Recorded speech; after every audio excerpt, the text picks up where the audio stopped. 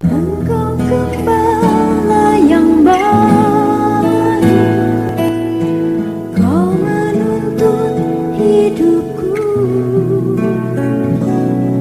dan bawaku ke air tenang, menyegarkan jiwaku. Puji Tuhan. Pertama-tama saya mengucap syukur dan sekaligus berterima kasih kepada Tuhan karena Tuhan sudah memungkinkan kita untuk mengusahakan ibadah Raya Minggu sebagai ibadah yang sulung di tahun yang baru ini. Puji Tuhan, biar kiranya kita mempertahankan pakaian yang baru yang telah kita pakai dengan kabar mempelai, dengan firman yang hidup dan kuat, dengan firman pengajaran yang rahasianya dibukakan. Puji Tuhan, sampai kita berada di kota kudus, Yerusalem baru, kota mempelai, kota setia. Puji Tuhan, saya juga tidak lupa menyapa anak-anak Tuhan, umat Tuhan, hamba-hamba Tuhan yang sedang mengikuti pemberitaan firman Tuhan lewat live streaming video internet, YouTube, Facebook, dimanapun Anda berada. Puji Tuhan, tadi yang belum bersaksi di tutup tahun dan ibadah-ibadah yang kemarin tadi sudah bersaksi. Puji Tuhan, kiranya kesaksian daripada Saudari Debbie juga meneguhkan setiap hati kita, menjadi membangun kerohanian kita semua untuk betul-betul menyerahkan diri supaya kehidupan kita ini benar-benar tergembala. Tadi dia mengatakan betul-betul penggembalaan ini adalah rumahku. Puji Tuhan, kiranya itu nyata dalam setiap kehidupan kita. Sama seperti Yakub, seorang yang tenang, tidak perlu sibuk memikirkan dunia ini, tidak perlu tinggal di padang memikirkan dunia ini, tinggal di kemah saja. Itu gambaran dari kehidupan yang tenang supaya dia dapat menyembah sesuai dengan 1 Petrus 4 ayat 7. Kemudian kesaksian daripada saudara Yosua juga tadi, semakin hatinya semakin diteguhkan, semakin didorong untuk menyerahkan diri, untuk berada sampai kepada derajat yang tinggi. Itulah penyembahan, itu puncak rohani penyembahan, dengan lain kata penyerahan diri, kehendak Tuhan yang jadi, bukan lagi kehendak manusia. Puji Tuhan, kiranya itu nyata, bukan hanya Yosua tetapi kita semua. Semakin hari semakin rendah hati, semakin hari semakin lemah lembut, karena kedatangan Tuhan sudah semakin dekat, sudah tidak lama lagi, maka dibutuhkan penyerahan diri sepenuh. Berarti penyerahan diri harus sampai kepada puncaknya, kerohanian kita harus sampai pada puncaknya, itulah penyembahan, penyerahan diri sepenuh kepada Tuhan. Puji Tuhan, baik, segera kita sambut firman penggembalaan untuk ibadah Raya Minggu dari Wahyu pasal yang ke-11 ayat yang ke-8. Namun kita kembali membaca dari ayat 7. Pembacaan dimulai ayat 7, silakan. Demikian firman Tuhan. Ya. Dua saksi Allah akhirnya kita temukan itulah kedua pohon zaitun dan kedua kaki dian emas, tidak lain tidak bukan Musa dan Elia. Puji Tuhan. Terus? Dan apabila mereka telah menyelesaikan kesaksian mereka, ayat 1 sampai ayat 6, terus? maka binatang yang muncul dari Ya, jurang maut puji Tuhan. Terus? akan memerangi mereka Ya. dan mengalahkan serta membunuh Ya, mereka. kita sudah melihat penampilan dari binatang buas ini, binatang yang muncul dari jurang maut. Kita sudah melihat dari mana asal usul mereka, kita sudah jelas mengerti oleh pembukaan firman, kita bersyukur di situ. Amin. Puji Tuhan, karena penampilannya ini hampir mirip dengan penampilan pribadi Yesus anak Allah. Hidup mati hidup, demikian yang ada, yang sudah ada, yang akan datang. Alfa dan Omega, hidup mati hidup, yang ada, yang sudah ada, yang akan datang. Demikian juga binatang buas ini muncul dari jurang maut. Sebetulnya sudah ada, kemudian dilemparkan ke jurang maut, tidak ada. Lalu kemudian ada lagi, muncul lagi. Dalam penampilan mereka, kemunculan mereka, disitulah mereka memerangi dua saksi Allah, Musa dan Elia. Memerangi, mengalahkan, sampai membunuh. Sehingga dua saksi Allah ini oleh perkenanan Tuhan, seizin Tuhan, Musa dan Elia mati. Puji Tuhan. Haleluya. Memang mereka harus mengalami kematian. Dan kematian mereka merupakan keuntungan besar bagi gereja Tuhan, terkhusus bagi gereja yang tertinggal. Puji Tuhan. Haleluya. Kemudian ayat 8. Dan mayat mereka akan terletak di atas jalan raya kota besar. Terus? Yang secara rohani Ya. disebut Sodom dan Mesir. Terus? Di mana juga Tuhan mereka disalibkan. Ya. Jadi dengan tandas saya sampaikan, binatang yang muncul dari jurang maut akan memerangi mereka dan mengalahkan serta membunuh mereka, Musa dan Elia. Kemudian mayat mereka akan tergeletak di atas jalan raya kota besar yang secara rohani disebut Sodom dan Mesir. Puji Tuhan, Sodom dan Mesir, di mana juga Tuhan mereka salibkan, atau Sodom dan Mesir adalah kota yang menyalibkan Tuhan. Puji Tuhan. Jadi mayat mereka, Musa Elia, akan tergeletak di atas jalan raya kota besar yang secara rohani, ini secara rohani, bukan lagi secara lahiria, Sodom lahiria atau Mesir lahiria, bukan. Mayat mereka akan tergeletak di atas jalan raya kota besar, secara rohani kota itu disebut, ini secara rohani ya, amin surku, Sodom dan Mesir. Itulah kota yang menyalibkan Tuhan berkali-kali. Sodom dan Mesir, kota yang menyalibkan Tuhan berkali-kali. Sodom dan Mesir nama lain dari Yerusalem. Kesimpulannya, Sodom dan Mesir adalah nama lain dari Yerusalem. Nama ini diberikan sebab di Yerusalem terjadi perkara-perkara yang hebat, di mana dosa itu meningkat. Itu nama lain dari Yerusalem, Sodom dan Mesir. Sebab di Yerusalem terjadi perkara-perkara yang hebat, di mana dosa-dosa itu meningkat. Puji Tuhan. Lukas 13 ayat 34. Injil Lukas 13 ayat 34. Dapat dipahami Saudara? Puji Tuhan. Jadi Sodom dan Mesir itu nama lain dari Yerusalem ya. Puji Tuhan. Puji Tuhan. Haleluya. Di mana di Yerusalem terjadi perkara hebat, dosa meningkat. Injil Lukas 34, namun baca dulu 31. Demikian firman Tuhan. Yesus harus mati di Yerusalem. Ya. Keluhan terhadap Yerusalem. Puji Tuhan, sebetulnya Yesus menderita di luar perkemahan, di luar pintu gerbang. Itulah Golgota. Amin saudaraku. Amin. Puji Tuhan. Ayat 31. Pada waktu itu datanglah beberapa orang Farisi Ya. dan berkata kepada Yesus, Ya. Pergilah, Ya. tinggalkanlah tempat ini. Terus? Karena Herodes hendak membunuh engkau. 32. Jawab Yesus kepada mereka, Ya. Pergilah dan Ya. katakanlah kepada si serigala itu. Si serigala, pekerjaan serigala menunjuk roh jahat, pekerjaannya mencerai-beraikan kawanan domba sehingga domba-domba menjadi liar. Jadi kalau domba-domba liar itu karena roh jahat, karena perbuatannya sudah jahat. Terus? Aku mengusir setan dan menyembuhkan orang. Ya. Pada hari ini Ya. dan besok. Terus? Dan pada hari yang ketiga aku akan selesai. Puji Tuhan, mati dan bangkit. Ayat 33. Tetapi hari ini dan besok dan lusa Ya. aku harus meneruskan perjalananku. Terus? Sebab tidaklah semestinya seorang nabi dibunuh kalau tidak di Yerusalem. 34. Puji Tuhan, lihat Yerusalem rohani. Puji Tuhan. Terus lihatlah Yerusalem ini secara ya, Yerusalem terus? Yerusalem, Ya. Yerusalem. Yerusalem. Terus Engkau yang membunuh nabi-nabi engkau membunuh nabi-nabi. dan melempari dengan batu orang-orang yang diutus Ini kepadamu. perkara hebat terjadi di Yerusalem. Terus? Berkali-kali aku rindu mengumpulkan anak-anakmu. Ya. Sama seperti induk ayam mengumpulkan anak-anaknya di bawah sayapnya. Kerinduan Tuhan supaya kita menjadi satu. Terus? Tetapi kamu tidak Tapi mau. kamu tidak mau. Puji Tuhan. Haleluya. Yerusalem adalah kota yang membunuh nabi-nabi dan sekaligus melempari dengan batu orang-orang yang diutus oleh Tuhan. Tugas nabi adalah bernubuat, menyingkapkan rahasia firman. Kemudian yang diutus menunjuk kepada orang yang diurapi. Puji Tuhan, tidak menghargai pembukaan firman.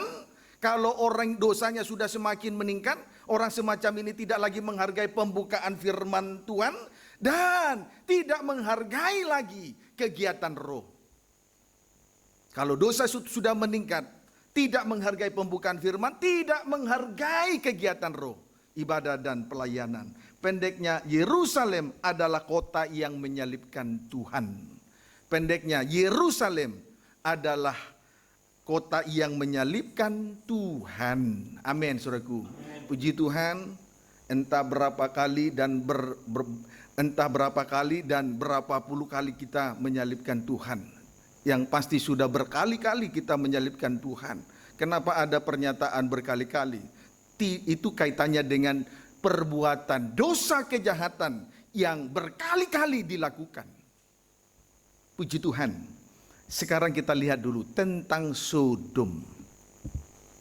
Tentang Sodom. Yudas pasal 7. Yudas pasal 7. Yudas 7 berarti hanya satu pasal. Yudas 7 berarti hanya satu pasal. Silakan ayat 7. Demikian firman Tuhan. Ya.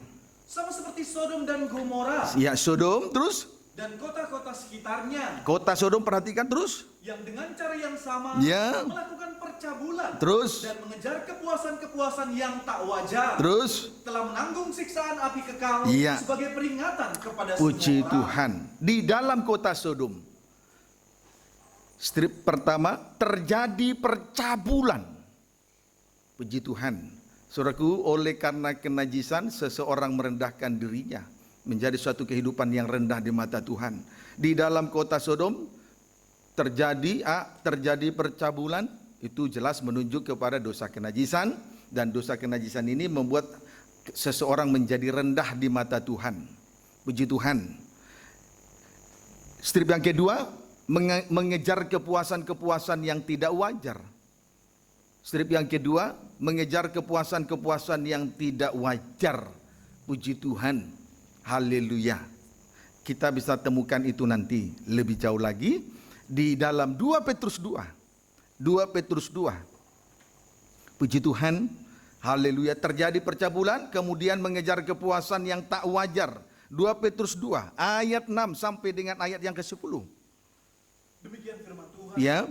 Nabi-nabi dan guru-guru yang palsu. Terus? Dan jikalau Allah membinasakan kota Sodom dan Gomora dengan api, dan dengan demikian memusnahkannya, terus? Dan menjadikannya suatu peringatan untuk mereka yang hidup fasik di masa-masa kemudian. Itu merupakan peringatan bagi kita untuk di masa sekarang, besok, dan seterusnya. Terus? Tetapi ia menyelamatkan Lot, orang yang benar, terus? Dan terus-menerus menderita oleh cara hidup orang-orang yang tak mengenal hukum. Orang benar menderita oleh karena kelakuan orang yang berada di kota Sodom, orang-orang yang tidak mengenal hukum, terus? Dan yang hanya mengikuti hawa nafsu mereka. Tidak mengenal firman Tuhan, sehingga mereka hanya mengikuti hawa nafsu saja, menuruti keinginan daging saja, terus? Sebab orang benar ini tinggal di tengah-tengah mereka, dan setiap hari melihat dan mendengar perbuatan-perbuatan mereka yang jahat itu, terus? Sehingga jiwanya yang benar itu tersiksa. Puji Tuhan, tersiksa. Ayat 9. Maka nyata bahwa Tuhan tahu menyelamatkan orang-orang saleh dari pencobaan, terus? Dan tahu menyimpan orang-orang jahat untuk disiksa pada hari penghakiman, terus? Terutama mereka yang menuruti hawa nafsunya, karena ingin mencemarkan diri dan yang menghina pemerintahan Allah. Terus? Mereka begitu berani dan angkuh. Berani berbuat semua dosa kejahatan kenajisan tadi. Kemudian mereka juga angkuh, sombong, pongah, tidak tahu diri. Terus? Sehingga tidak segan-segan menghujat kemuliaan. Puji Tuhan. Lihat orang-orang Sodom. Perbuatan-perbuatan di kota Sodom. Strip pertama, mengikuti hawa nafsu. Puji Tuhan, mengikuti hawa nafsu daging. Orang yang hidup menurut hawa nafsu daging tidak memikirkan hal-hal yang dari roh, tidak memikirkan perkara di atas, perkara rohani. Itulah ibadah dan pelayanan dengan segala kegiatan-kegiatan roh yang ada dalamnya. Kemudian strip yang kedua, mencemarkan diri. Mencemarkan diri. Puji Tuhan, mencemarkan diri atau mengotori diri. Puji Tuhan, biasanya kehidupan yang sudah kotor, cemar, pasti bau. Kehidupan yang kotor, cemar, kalau itu terus dibiarkan, lama-lama jadi baunya minta ampun. Puji Tuhan, kalau bau, kotor, dipertahankan lama-lama bau, yang menderita adalah orang yang di sekitarnya, orang benar. Amin, saudaraku. Sama seperti lo mengeluh, orang benar itu mengeluh karena perbuatan kotor orang-orang yang ada di kota Sodom. Strip yang ketiga, menghina pemerintahan Allah. Menghina pemerintahan Allah. Puji Tuhan, saudaraku, 2-3 orang berkumpul di dalam nama Tuhan, Dia ada di tengah-tengahnya. Berarti ibadah dan pelayanan inilah tata Allah. Amin. Puji Tuhan, ibadah jangan dihina, pelayanan jangan dihina. Kemudian strip yang keempat, mereka berani. Puji Tuhan, mereka berani. Kemudian tidak takut dosa, berani berarti tidak takut dosa. Kemudian mereka angkuh. Strip yang kelima, mereka angkuh. Puji Tuhan, ini menunjuk kepada orang yang pongah, tidak tahu diri. Puji Tuhan. Strip yang keenam, tidak segan-segan menghujat kemuliaan. Tidak segan-segan menghujat kemuliaan. Nah, oleh karena akibat dosa Sodom, orang-orang benar sangat menderita. Orang-orang benar berkeluh kesah. Saudara, kita harus sadar betul. Dengan kelakuan atau perbuatan jahat, perbuatan yang tidak benar, itu membuat orang mengeluh. Membuat orang benar mengeluh, membuat orang menderita. Jadi saudara, mulai dari sekarang, segera menyadarkan diri, sadar diri. Sebab setiap perbuatan jahat, setiap perbuatan najis seseorang, itu membuat orang mengeluh. Lot sangat mengeluh karena sifat tabiat dari orang-orang Sodom ini. Amin, saudaraku. Mengertikah? Sudah sadarkah? Harus sadar. Oleh karena perbuatan jahat kita, orang mengeluh. Lot saja mengeluh, jangankan orang benar di sekarang. Zaman dulu saja yang hubungannya begitu intim, mengeluh. Itu harus kita sadari, ya. Amin, saudaraku. Mengeluh. Puji Tuhan. Haleluya, ayo semakin dewasa. Semakin bijaksana mengikuti Tuhan. Jangan hidup semaunya sendiri. Seperti orang-orang di kota Sodom. Kejadian 18 ayat 20.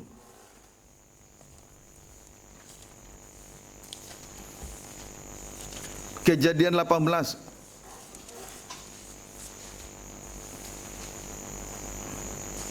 Puji Tuhan. Kejadian 18 ayat 20, baca.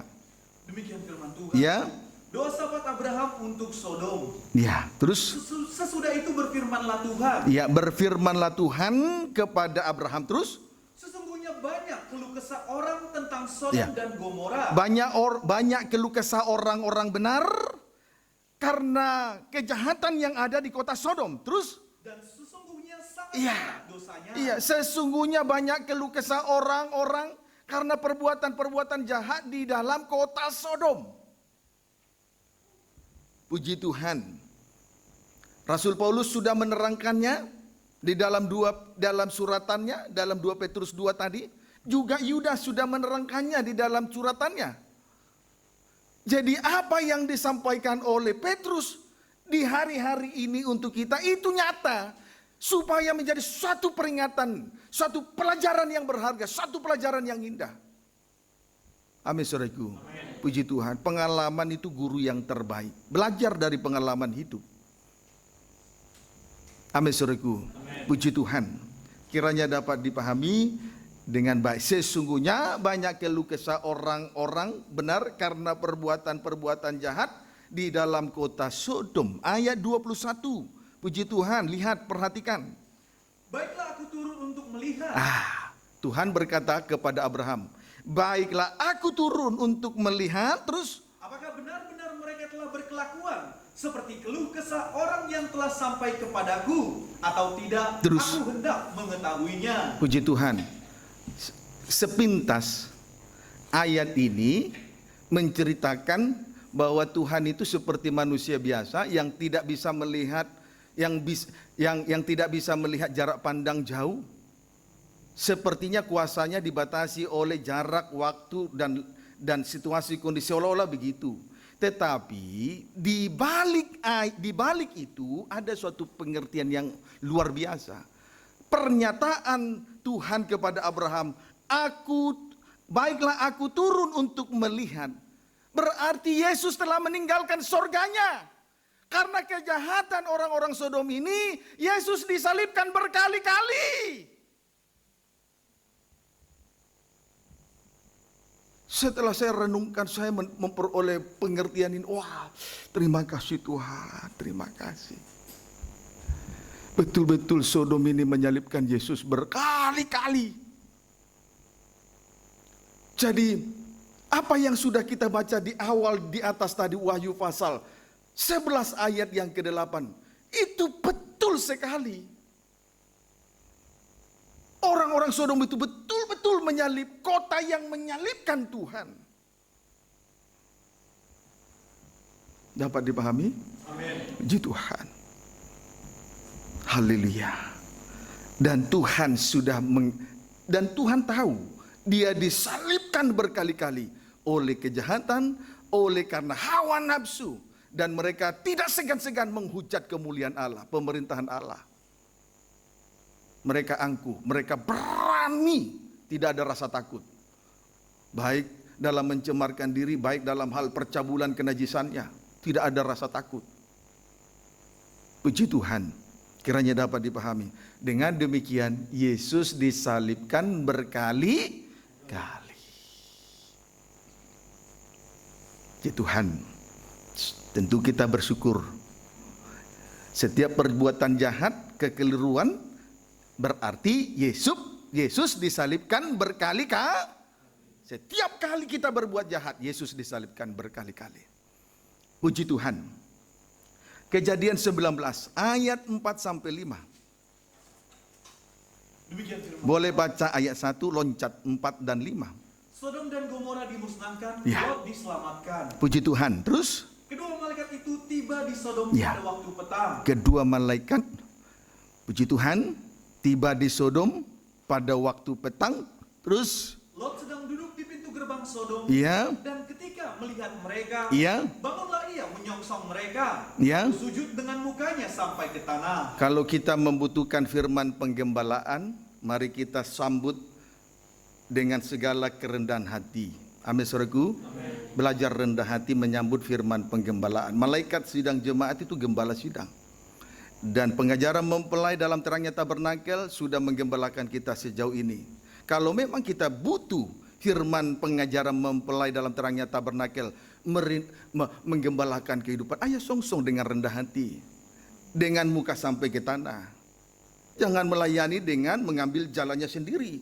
Jangan kita melayani dengan tinggi hati. Jangan kita melayani dengan kemampuan. Tetapi biar kita melayani dengan segala rendah hati.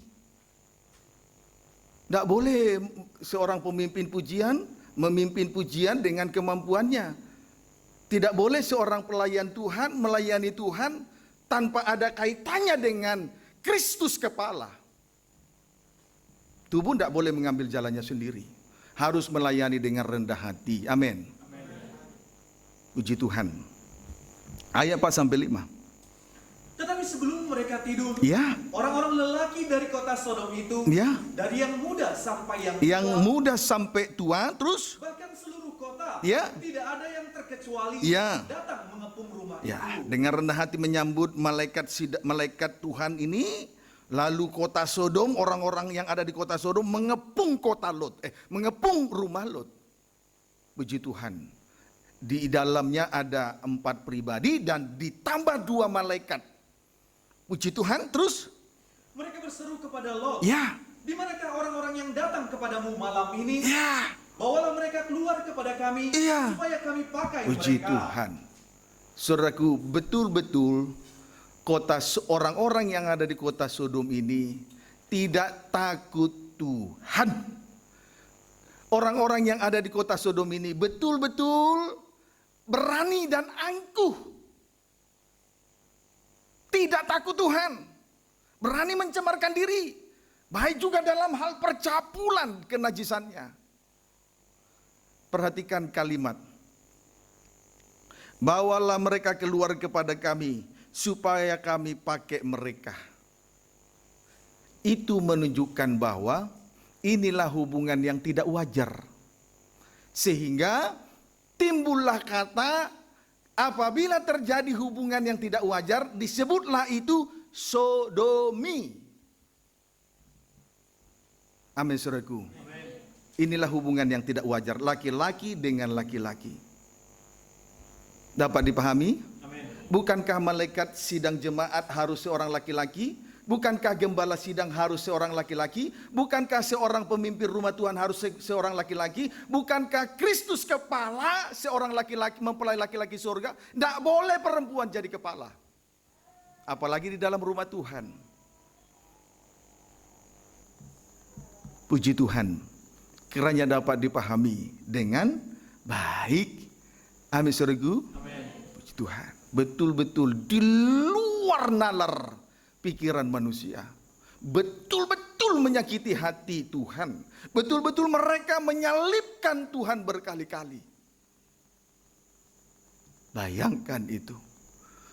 Kemudian orang benar itu memberi suatu pengertian di ayat 6 sampai ayat 8.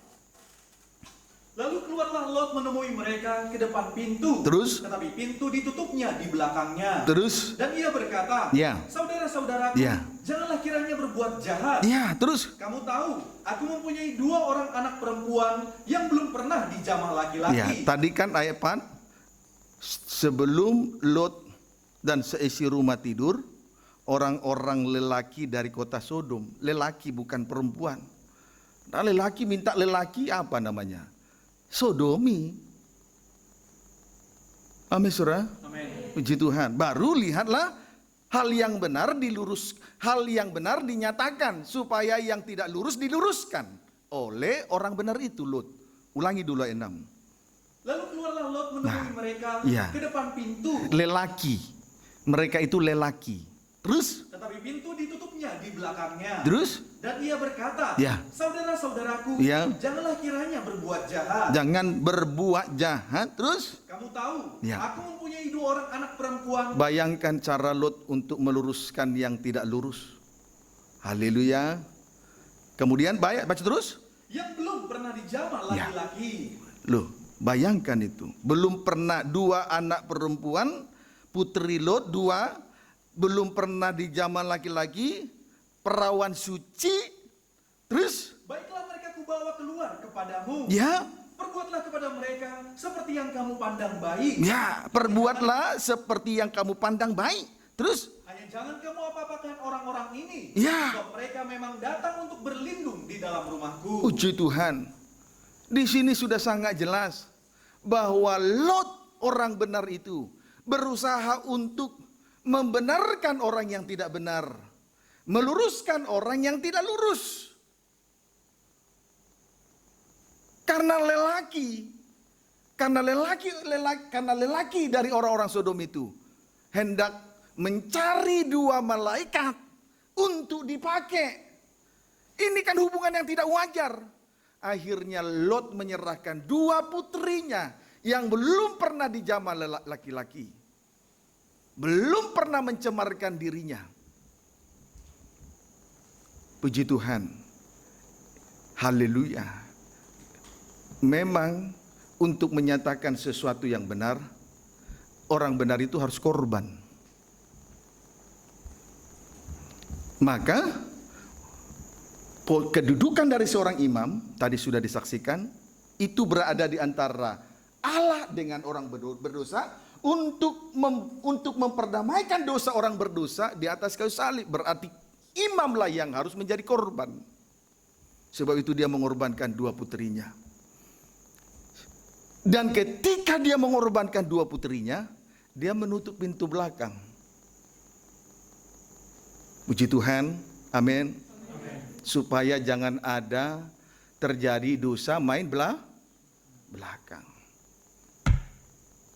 Ayo kalau melayani Tuhan, ayo biar kita menghadap Tuhan dengan hati yang tulus. Jangan main belakang. Amin. Puji Tuhan. Jangan main belakang. Kan luar biasa tuh caranya Lot ini meluruskan yang tidak lurus, membenarkan yang tidak benar. menghadap Tuhan face to face, hati tulus. Jangan main belakang lagi. Yang suka main belakang, jangan lagi main belakang. Ya, puji Tuhan. Kiranya dapat dipahami dengan baik. Ayat 9. Tetapi mereka berkata, "Enyahlah," lagi kata mereka. Ya. "Orang ini datang ke sini sebagai orang asing, Ya. dan dia mau menjadi hakim atas kita. Sekarang kami akan menganiaya engkau lebih daripada kedua orang itu." Ya. Lalu mereka mendesak orang itu, yaitu Lot, dengan keras, dan mereka mendekat untuk mendobrak pintu. Puji Tuhan. Kemudian pada ayat 9 ini, para lelaki di kota Sodom berkata, "Enyahlah." Mereka tidak peduli dengan kebenaran. Amin, saudaraku. Mereka tidak peduli dengan hidup suci. Puji Tuhan. Kiranya dapat dipahami dengan baik. Dia tidak peduli dengan apa yang benar, yang adil dari Tuhan. Penghakiman Tuhan itu adil. Sebab 2 malaikat itu datang untuk menghakimi kota Sodom. Penghakiman Tuhan itu adil. Dialah hakim yang adil. Amin, saudaraku. Saat ini kita datang di tahta kasih karunia supaya kita boleh diadili. Firman-Nya dinyatakan, dosa kita diadili. Puji Tuhan. Seharusnya kita enyah dari dosa, bukan enyah dari kebenaran, bukan menyingkir dari kebenaran. Tetapi orang-orang Sodom, orang-orang lelaki yang ada di kota Sodom, justru menyingkir dari kebenaran, menyingkir dari kesucian, menyingkir dari kemuliaan Allah yang begitu adil itu. Puji Tuhan. Singkatnya, kota Sodom menyalibkan Tuhan berkali-kali. Bagaimana dengan kita? Bagaimana dengan kita? Jangan kita merasa bahwa kita tidak berdosa. Jangan sampai kita merasa kita sudah berbuat dosa tetapi tidak merasa bersalah. Kan banyak di antara kita seperti itu. Sudah salah tidak merasa bersalah. Bahkan berani dan angkuh. Kiranya dapat dipahami dengan baik. Itu tentang Sodom. Kota yang menyalibkan Tuhan. Seperti Wahyu 11 ayat 8 tadi. Juga Mesir menyalibkan Tuhan. Mari kita lihat tentang titik 2 Mesir. Tentang titik 2 Mesir. Kita sudah melihat bahwa kota Sodom benar-benar menyalibkan Tuhan. Di dalam Kejadian pasal 18. Puji Tuhan. Apakah juga kota Mesir ini menyalibkan Tuhan berkali-kali? Mari kita lihat Keluaran pasal 3.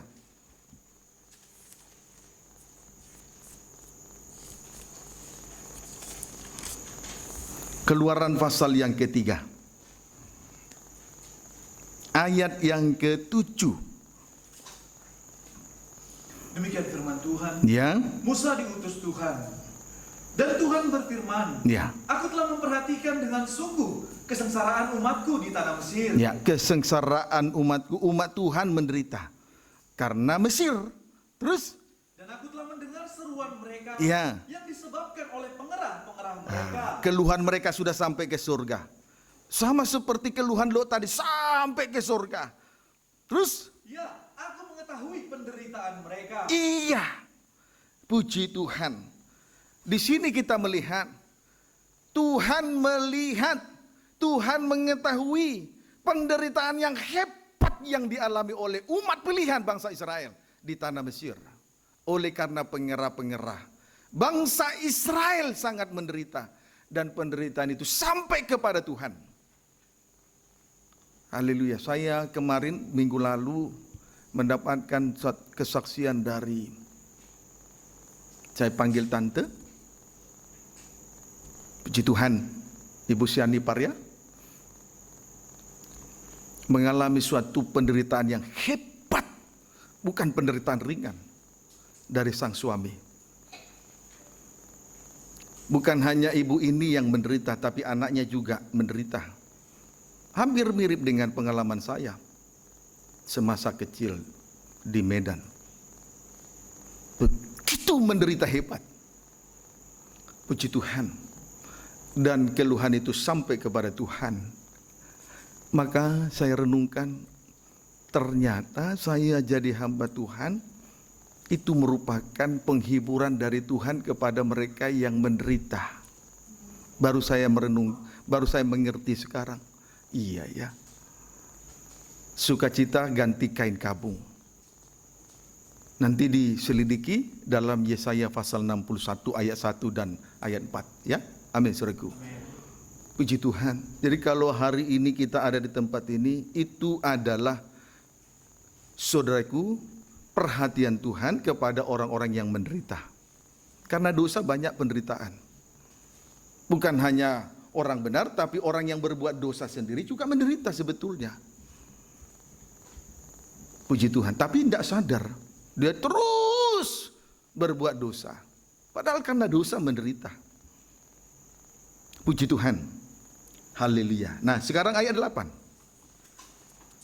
Sebab itu aku telah turun untuk melepaskan mereka dari tangan orang Mesir. Iya. Dan menuntun mereka keluar dari negeri itu ke suatu negeri yang baik dan luas. Terus? Suatu negeri yang berlimpah-limpah susu dan madunya. Terus? Ke tempat orang Kanaan, Ya. orang Het, orang Amori, orang Feris, orang Hewi, dan orang Yebus. Ya, perhatikan kalimat. Sebab itu aku telah turun untuk melepaskan mereka dari tangan orang Mesir. Turun. Dari mana turun? Dari surga. Dari tahtanya. Dia telah meninggalkan surga yang mulia. Berarti dengan demikian Yesus telah disalibkan berkali-kali. Yesus turun ke dunia ini dan menanggung penderitaan di atas kayu salib di Bukit Golgota. Puji Tuhan. Jadi oleh karena perbuatan dari orang Mesir ini, Yesus disalibkan berkali-kali. Jadi jelas kota Sodom adalah kota yang menyalibkan Tuhan. Sudah terbukti. Kota Mesir juga adalah kota yang menyalibkan Tuhan. Jadi Sodom dan Gomora adalah kata lain daripada kota Yerusalem. Sudah ketemu? Amin. Puji Tuhan. Tetapi jangan salah. Sekarang juga sekarang ada di kota Tuhan. Jangan kita juga turut menyalibkan Tuhan berkali-kali. Karena percabulan mencemarkan diri, aku berani menghujat kemuliaan pemerintahan Tuhan.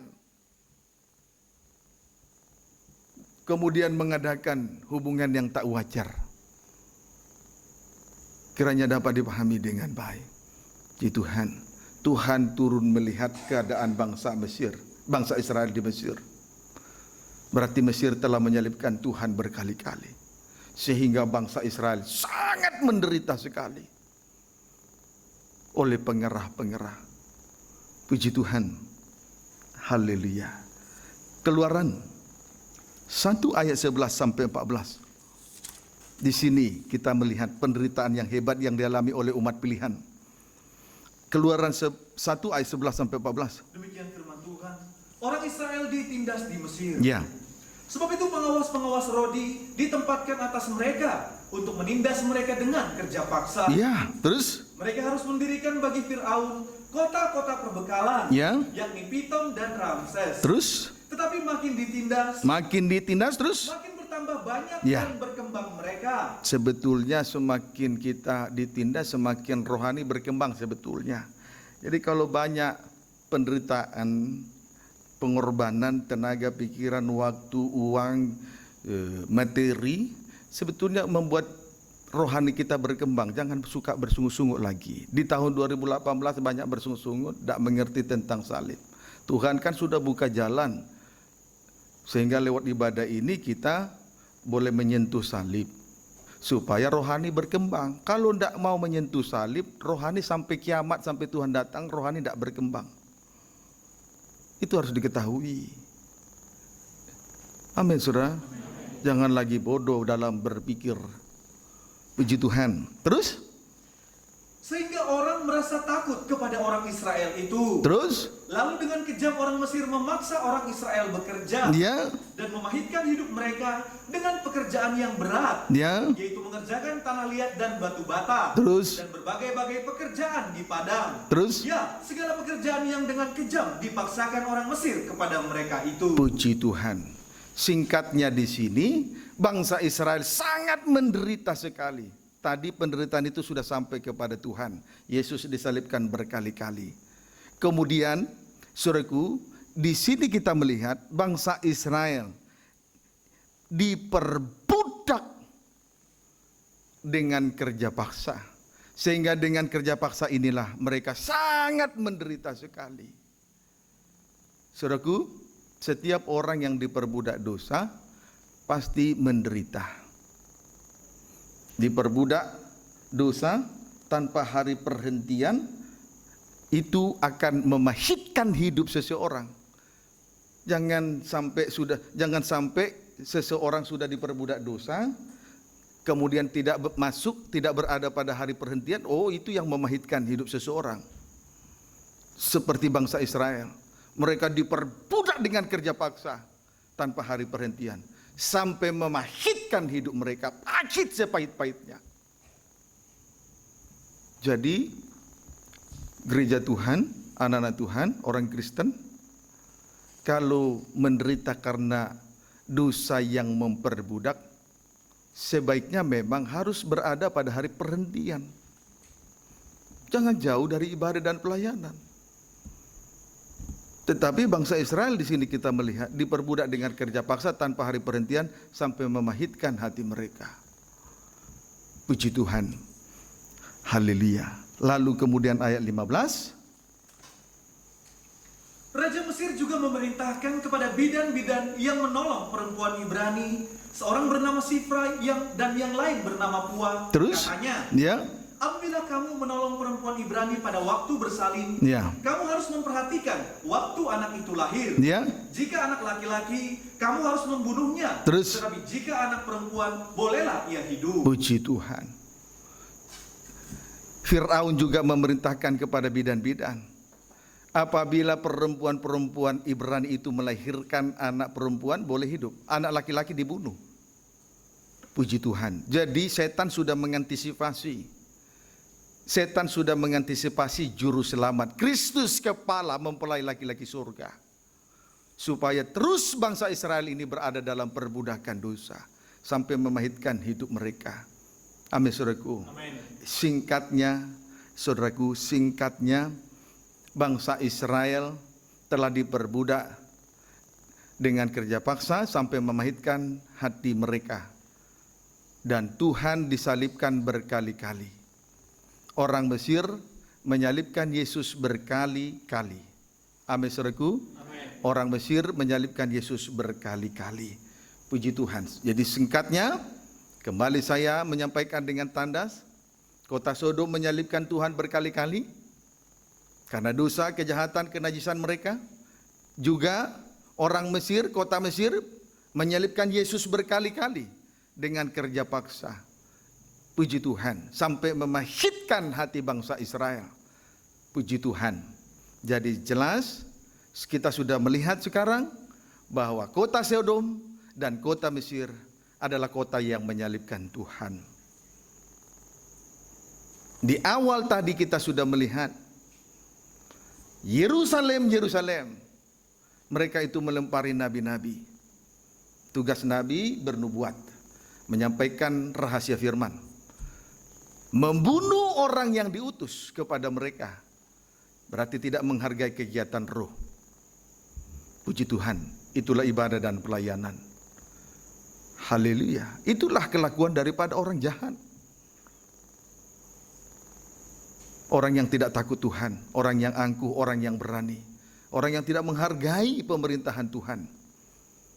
Puji Tuhan, mereka menghujat kemuliaan Allah. Nah, sebab itu, saudaraku, di sore ini, apa yang sudah kita dengar, mari kita perhatikan sungguh-sungguh. Kita sudah mempunyai telinga, Dengarkan baik-baik, perhatikan sungguh-sungguh, supaya kita memperoleh berkat dengan berkelimpahan. Rahasia surga dinyatakan, kita boleh memperoleh berkat berkelimpahan. Amin. Puji Tuhan. Mari kita lihat dulu jalan keluarnya. Jalan keluarnya. 2 Petrus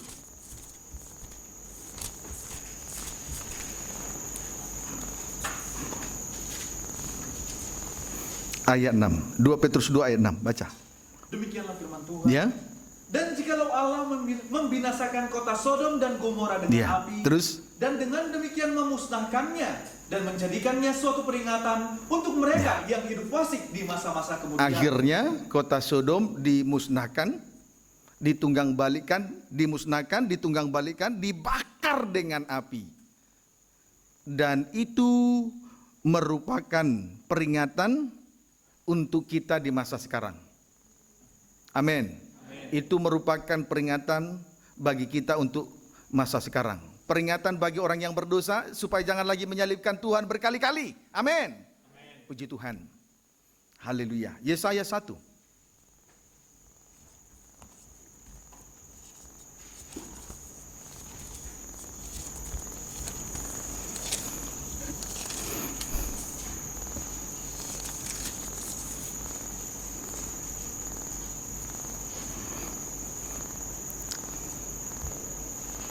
Yesaya 1 ayat 9 sampai dengan ayat 10. Boleh baca ayat 8 mulai. Demikian firman Tuhan. Ya. Pengaduan tentang bangsa yang tidak setia itu. Ya. Putri Sion tertinggal sendirian, seperti pondok di kebun anggur. Seperti pondok di kebun anggur. Pondok di kebun anggur, tapi sendirian. Puji Tuhan. Haleluya. Kebun anggur. Kita ini kebun anggur Tuhan. Tapi kalau kita sendirian, apa artinya hidup ini? Seperti di tanah masin, tidak ada artinya. Kita masih butuh Tuhan. Kita masih butuh Tuhan. Terus? Seperti gubuk di kebun mentimun. Ya, seperti gubuk di kebun mentimun. Sudah gubuk, sendirian lagi. Sekalipun di kebun mentimun, tidak ada artinya. Terus? Dan seperti kota yang terkepung. Seperti kota yang terkepung. Biar ramai, tapi kalau mencekam, bagaikan kemiskinan dan kekurangan. Tidak ada artinya. Puji Tuhan. 9 dan 10. Seandainya Tuhan semesta alam tidak meninggalkan pada kita. Iya. Lihat, tadi saya sudah kasih gambaran di ayat 8. Seandainya Tuhan tidak meninggalkan kepada kita, terus Sedikit orang yang terlepas. sedikit orang yang terlepas. Khususnya pada masa anti-Kristus. 2 saksi Allah, Musa dan Elia. Terus Kita sudah menjadi seperti Sodom. sudah sama seperti Sodom dan Gomora. Amin. Puji Tuhan. Ayat 10. Dengarlah firman Tuhan. Ya. Hai pemimpin manusia Sodom. Hai, dengarlah firman Tuhan. Siapa yang mempunyai telinga, dengarkanlah pemimpin-pemimpin Sodom. Maksudnya pemimpin, tapi berbuat dosa, kejahatan, kenajisan, mencemarkan diri dengan perbuatan yang tidak wajar. Terus, Perhatikanlah pengajaran Allah kita. iya, Hai rakyat manusia Gomora. puji Tuhan. Kita butuh, saudaraku, kita butuh orang yang terlepas, sedikit orang yang terlepas. Karena kejahatan dan kenajisan kita semua. Sama seperti kesaksian Musa dan Elia, kita butuh kesaksian seperti ini. Amin, saudaraku. Puji Tuhan. Untung ada Tuhan berikan kepada kita sedikit orang, itulah Musa dan Elia, dengan kesaksian mereka yang besar. Supaya kehidupan kita yang sama seperti Sodom dan Gomora ini tertolong. Tetapi juga jangan lupa, dengarkan dan perhatikan. Dengarkan dan perhatikan. Perhatikan, dengarkan dan perhatikanlah pengajaran Allah. Puji Tuhan. Haleluya. Amin, saudaraku. Perhatikanlah pengajaran Allah. Puji Tuhan. Saudara, kalau kita melihat di dalam Yesaya pasal 2 ayat 2, dari Sion keluar pengajaran. Amin, saudaraku. Dari Sion keluar pengajaran dan firman Tuhan dari Yerusalem. Puji Tuhan. Baik, mari kita lihat Yesaya. Tadi Yesaya 1 ayat 9 dan 10. Puji Tuhan, kita lihat pengajaran itu ayat 2 sampai 3. Puji Tuhan. Demikian firman Tuhan. Ya. Sion sebagai pusat kerajaan damai. Ya. Akan terjadi pada hari-hari yang terakhir. Ya. Gunung tempat rumah Tuhan akan berdiri tegak di hulu gunung-gunung. Itulah Gunung Sion terus. Dan menjulang tinggi di atas bukit-bukit. Gunung Sion terus. Segala bangsa akan berduyun-duyun ke sana. Ya. Dan banyak suku bangsa akan pergi serta berkata. Untuk apa pergi ke Gunung Sion? Terus? Mari kita naik ke gunung Tuhan. Ya. Ke rumah Allah Yakub. Ya. Supaya ia mengajar kita tentang jalan-jalannya. Menyerah untuk diajar, menyerahkan diri untuk diajar terus. Dan supaya kita berjalan menempuhnya. Ya, berjalan menempuhnya terus. Sebab dari Sion akan keluar pengajaran. Dari Sion keluar pengajaran sehingga kita mengerti tentang jalan-jalan Tuhan. Amin. Dari Sion keluar pengajaran. Untuk apa? Supaya kita mengerti, mengenal jalan-jalan Tuhan.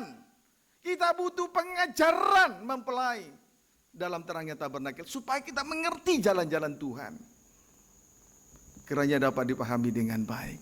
Amin, saudaraku. Puji Tuhan. Haleluya. Baik. Saudara, merindu untuk mengerti jalan-jalan Tuhan? Amin. Merindu? Amin. Ikutilah jalan-jalan Tuhan. Jangan lagi mengambil jalannya sendiri-sendiri. Jangan lagi menuruti keinginan di hati saja. Tapi ikuti jalan-jalan Tuhan. Dari Sion keluar pengajaran. Supaya kita mengenal, supaya dia mengajar tentang jalan-jalan Tuhan. Mari kita jalan-jalan Tuhan, kita lihat di dalam 1 Petrus 2.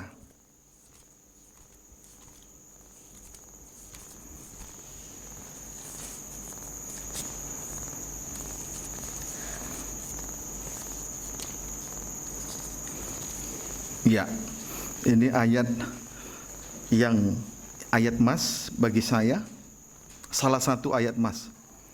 1 Petrus 2. Ya, ayat 19 sampai dengan ayat 20, sampai dengan ayat 21. Demikian firman Tuhan. Ya. Penderitaan Kristus sebagai teladan. Ya. Sebab adalah kasih karunia. Ya. Jika seorang karena sadar akan kehendak Allah, Ya. menanggung penderitaan yang Ya. tidak harus ia tanggung. Puji Tuhan. Menanggung penderitaan yang tidak harus ia tanggung, itu kasih karunia. Amin, saudaraku. Amin. Kasih karunia atau kemurahan. Banyak orang mengerti kemurahan setelah nanti dia dapat berkat, dia berkata itu kemurahan. Betul, tidak salah. Tetapi kemurahan yang sejati atau kasih karunia yang sejati adalah dengan sadar sesadar-sadarnya mau memikul salib. Itu kasih karunia. Amin, saudaraku. Itu kasih karunia. Biarlah kita limpah kasih karunia. Limpah kemurahan. Limpah kemurahan. Amin. Selama kita menumpang di bumi ini, sebelum Tuhan datang, biarlah kita hidup dalam kelimpahan kemurahan Tuhan. Segalanya ini adalah karena kemurahan Tuhan.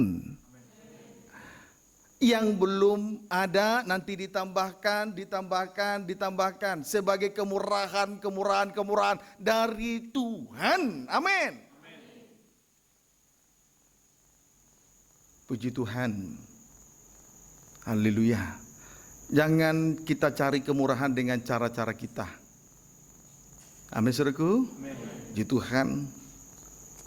Dulu ada seseorang, ketika saya tawarkan untuk berkorban, dia memberontak melawan saya. Tapi saya beri pengertian dengan sabar. Ada waktunya memang. Dia menyerah, dia mengakui. Tidak lama naik gajinya, naik pangkatnya. Kan gampang tuh. Jadi jelas-jelas kasih karunia yang sebenarnya itu dengan sadar dia mau memikul salib. Itu kasih karunia. Ayo kalau sudah lulus dari kuliah, itu kasih karunia. Tapi ada kasih karunia sejati, mau memikul salib. Amin. Puji Tuhan. Yang tidak layak menjadi layak, itu kasih karunia. Bangsa kafir itu kasih karunia. Kita ini diterima menjadi jemaat Tuhan, itu kasih karunia. Bangsa kafir, bangsa Moab tidak diizinkan untuk menjadi jemaat Tuhan sampai keturunan 10, sampai selama-lamanya. Tapi kita diterima sebagai jemaat Tuhan, itu kasih karunia, pikul salib. Jangan keliru lagi tentang kasih karunia. Amin. Mau pelajaran dari mana, filsafat mana, jangan tolak. Di luar ini tolak. Ini yang benar. Mau filsafat saja, apa saja, mau pakai bahasa apa juga dia menggunakan kasih karunia. Tolak. Ini kasih karunia yang benar. Karena dengar, perhatikan pengajaran Tuhan. Amin. 20 sampai 21. Sebab dapatkah disebut pujian Ya. jika kamu menderita pukulan karena kamu berbuat dosa? Menderita karena dosa itu pukulan. Itu bukan kasih karunia. Amin. Puji Tuhan. Terus Tetapi jika kamu berbuat baik dengan sadar memikul salib, terus dan karena itu kamu harus menderita, Iya. maka itu adalah kasih karunia Iya. pada Allah. ditekankan lagi. Itu kasih karunia. Aniaya karena salib, sengsara karena salib, aniaya karena firman, teraniaya karena firman, itu kasih karunia. Amin, saudaraku. Nah, bisa terima? Kalau begitu, 21. Sebab untuk itulah kamu dipanggil, Nah, terus? karena Kristus pun telah menderita untuk kamu Iya. dan telah meninggalkan teladan bagimu, Terus? supaya kamu mengikuti Nah, ini jejaknya. jalan-jalan Tuhan. Mengikuti teladan yang ditinggalkannya, yaitu menanggung penderitaan yang tidak harus dia tanggung. Inilah jalan-jalan Tuhan. Kenapa kita bisa mengenal jalan-jalan Tuhan? Karena kita ada di Gunung Sion, menerima pengajaran dari Tuhan.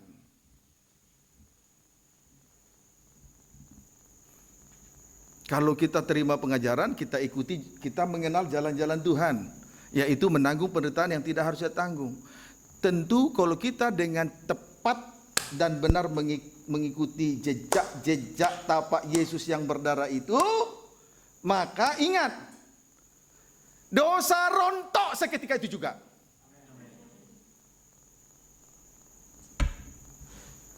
Kalau tepat loh ya, mengikuti jalan-jalan Tuhan dengan tepat dan benar, tapak-tapak Yesus yang ditinggalkan itu, di mana tapak itu penuh dengan darah, ikuti dengan tepat, seketika juga dosa rontok. Dosa apa saja rontok.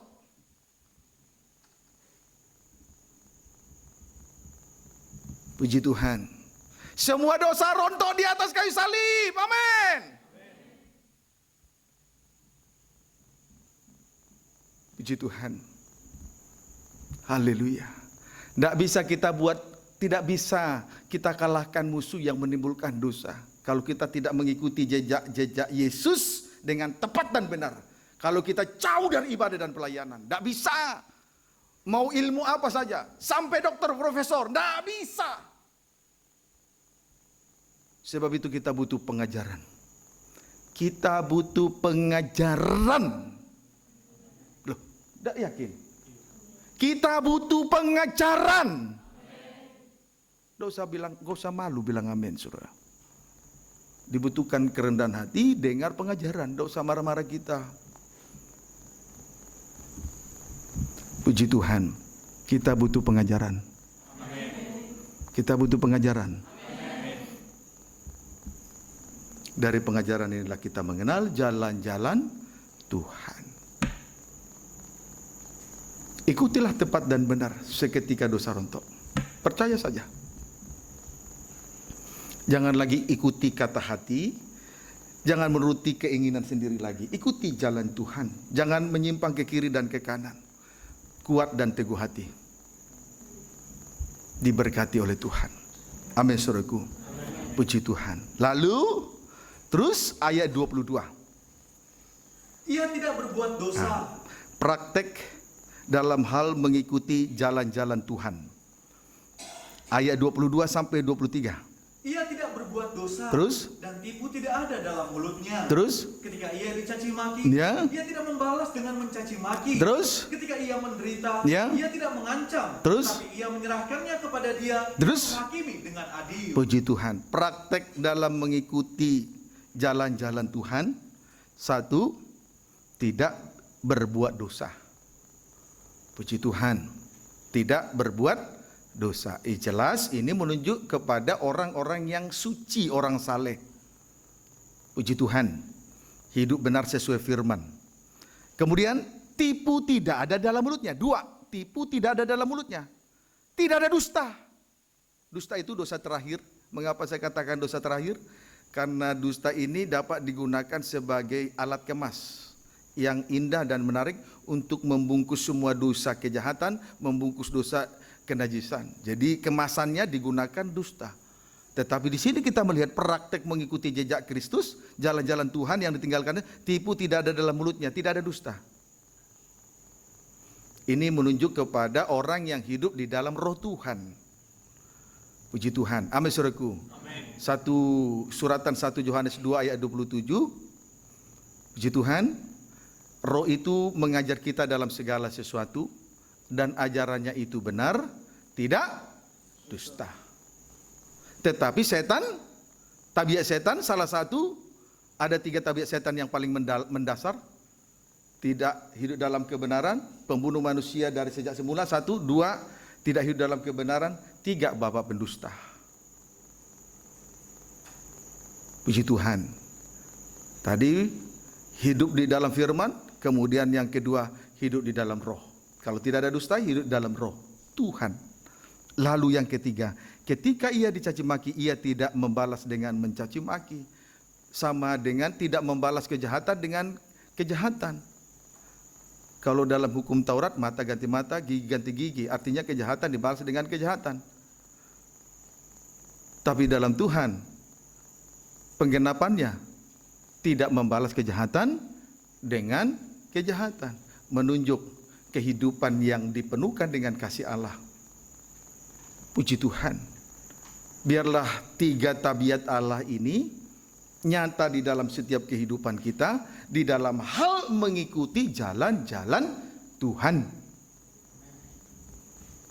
Hidup suci, tidak dusta, mengasihi. Amin. Puji Tuhan. Lalu ayat 24. Ia sendiri telah memikul dosa kita di dalam tubuhnya. Iya. Di kayu salib. Dia telah memikul dosa kita di dalam tubuh Yesus. Di atas kayu salib. 2 tangan terpakukan di atas kayu salib. 2 kaki terpakukan di atas kayu salib. Plus ujung tombak menembusi lambung Yesus untuk bangsa kafir. Sehingga kita segera mengalir keluar darah dan air. Kelahiran baru untuk bangsa kafir. Puji Tuhan. Ayat terus. Supaya kita yang telah mati terhadap dosa. Mati terhadap dosa. Hidup untuk kebenaran. Lalu. Oleh bilur-bilurnya kamu telah sembuh. Puji Tuhan. Lewat sengsara salib kita satu dalam kematian dan kebangkitannya. Dan ada plusnya bagi kita sekarang. Ada nilai plus. Ada lagi tambahan berkat bagi kita. Bukan hanya mati terhadap dosa dan hidup di dalam kebenaran, mati dan bangkit. Ada tambahan berkat. Yaitu bilur-bilurnya memberi kesembuhan atas sakit, segala jenis sakit. Dengar firman, sakit sembuh. Amin. Coba yang merasa sakit. Entah sakit kepala, pusing, mata, kepala, perut. Coba angkat tangan. Sakit apa yang diderita sekarang?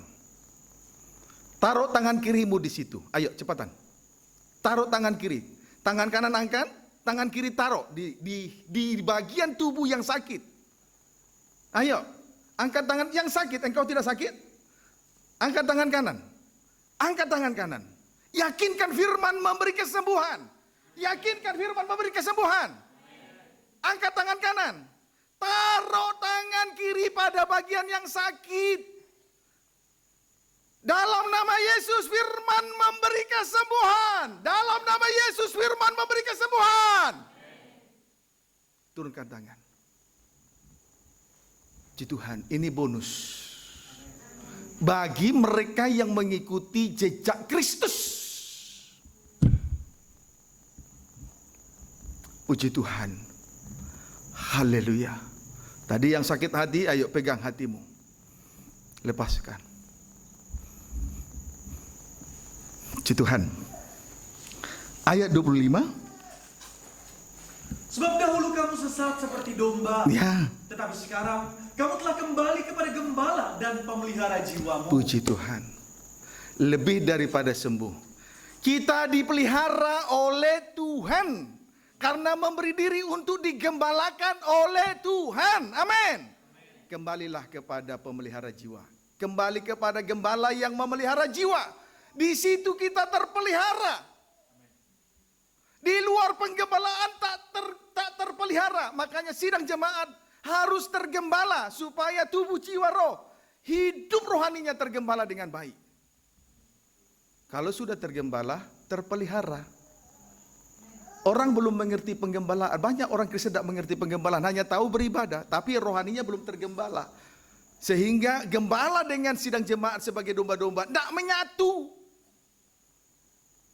Tapi kalau kita sudah kembali kepada gembala, kerohanian kita terpelihara, diberkati, dipulihkan oleh Tuhan. Semuanya nanti akan dipulihkan. Sion akan dipulihkan. Amin, saudaraku. Tuhan Yesus memberkati kita semua.